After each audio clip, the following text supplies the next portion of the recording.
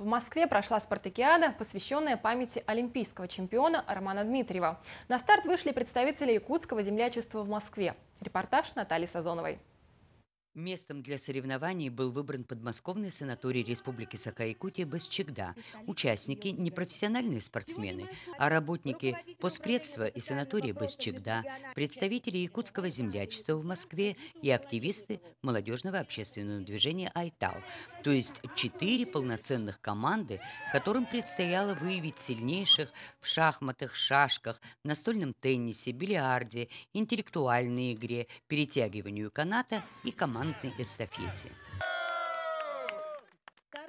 Спартакиада якутян, организатором которой является якутское Поспредство, проводится в Москве уже 7 лет, подтверждая лозунг «Россия – спортивная держава».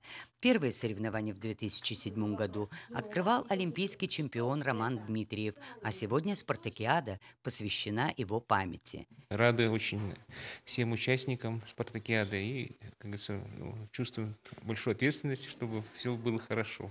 По итогам соревнований в командном зачете 3-е место было присуждено команде якутского Поспредства, 2-е санаторию Басчегда, 1-е якутскому землячеству. Победа – это не самоцель, а самоцель или цель – это общение вот в таком кругу, в таком великолепном санатории якутском, как Басчегда.